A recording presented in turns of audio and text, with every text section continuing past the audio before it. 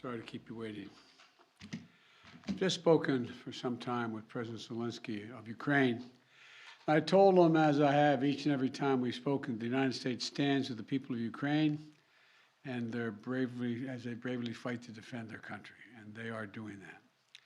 And as Putin continues his merciless assault, the United States and our allies and partners continue to work in lockstep to ramp up the economic pressures on Putin and to further isolate Russia on the global stage. Later today, together with other NATO allies in the G7, Canada, France, Germany, Italy, Japan, the United Kingdom, as well as the European Union, we're going to jointly announce several new steps to squeeze Putin and hold him even more accountable for his aggression against Ukraine.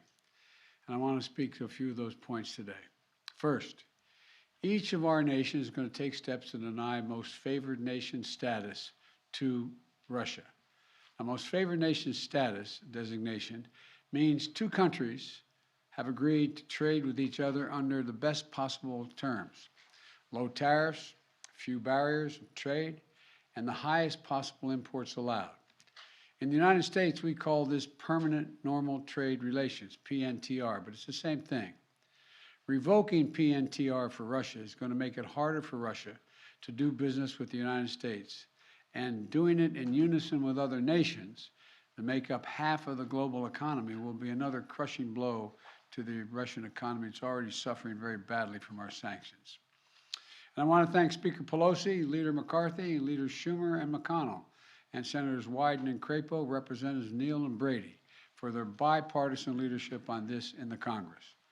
I would like to offer a special thanks to Speaker Pelosi, who's been a strong advocate for revoking PNTR and who agreed to hold off on that in the House until I could line up all of our key allies to keep us in complete unison. Unity among our allies is critically important, as you all know, from my perspective at least. Many issues divide us in Washington, but standing for democracy in Ukraine, pushing Russia's aggression, should not be one of those issues. The free world is coming together to confront Putin. Our two parties here at home are leading the way. And with that bipartisan cooperation, I'm looking forward to signing into law the bill revoking PNTR, which is, again, most people think of it as most favored nation status. We're also taking a further step of banning imports of goods from several signature sectors of the Russian economy, including seafoods, vodka, and diamonds. And we're going to continue to squeeze Putin.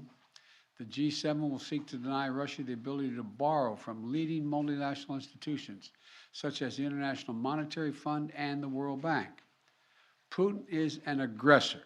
He is the aggressor, and Putin must pay the price.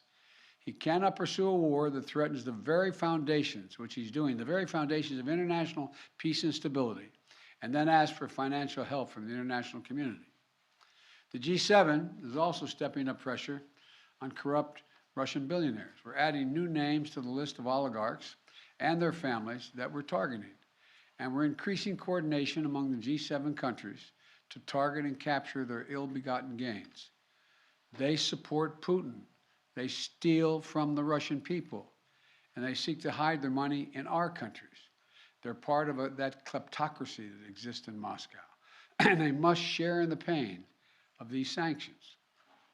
And while we're going after these their super yachts and their vacation homes and worth hundreds of millions of dollars, we're also going to make it harder for them to buy high-end products manufactured in our country. We're banning the export of luxury goods to Russia. They're also the latest steps we're taking, but they're not the last steps we're going to take. And as I said, at the beginning of all these steps, we're going to hit Putin harder because the United States and our closest allies and partners are acting in unison. The totality of our sanctions and export controls is crushing the Russian economy. The ruble has lost more than half its value. They tell me it takes about 200 rubles to equal $1 these days. Moscow Stock Exchange has been closed for 2 weeks because they know the moment it opens, it will probably collapse.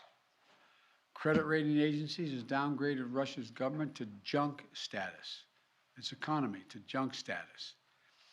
The list of businesses, international corporations leaving Russia is growing by the day.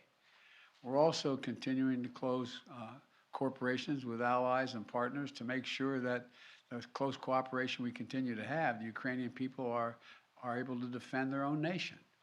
The United States has sent more than $1 billion in security assistance to Ukraine over the last year, including anti-armor and anti-air capabilities, taking out tanks and planes and helicopters, with new shipments arriving every day. We, the United States, are also facilitating significant shipments of security assistance from our allies and partners to Ukraine. And the humanitarian front, we're working closely with the UN and humanitarian organizations to support the people of Ukraine who have been displaced by the violence in Ukraine. We're providing tens of thousands of tons of human supplies, humanitarian supplies, food, water, medicines, coming via truck and train every single day. Yesterday in Poland, Vice President Harris announced an additional $53 million in additional humanitarian support to Ukraine.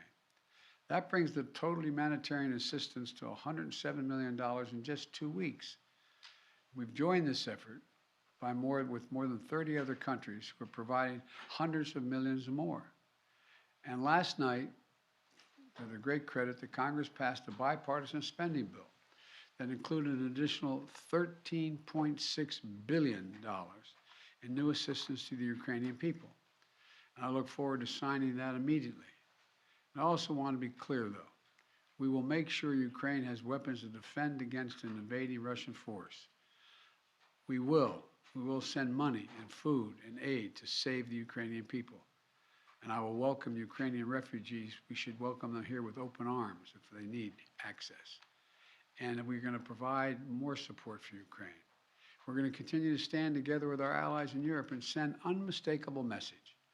We'll defend every single inch of NATO territory with the full might of the united and galvanized NATO. We will not fight a war against Russia in Ukraine. Direct confrontation between NATO and Russia is World War III, something we must strive to prevent. But we already know Putin's war against Ukraine will never be a victory. He hoped to dominate Ukraine without a fight. He failed. He hoped to fracture European resolve. He failed. He hoped to weaken the transatlantic alliance. He failed. He hoped to split apart American democracies in terms of our positions. He failed. The American people are united, the world is united, and we stand with the people of Ukraine. We will not let autocrats and would-be emperors dictate the direction of the world. Democracies are rising to meet this moment, rallying the world to the side of peace and the side of security. We're showing our strength, and we will not falter. God bless all of you. God bless Ukraine, and God bless our troops. Your White House has said that Russia may use chemical weapons or create a false flag operation to use them. What evidence have you seen showing that? And would the U.S. have a military response if Putin does launch a chemical weapons attack? I'm not going to speak about the intelligence, but Russia would pay a severe price if they use chemical weapons. Mr. President, Extending the federal gas tax? will this make Putin stop his war?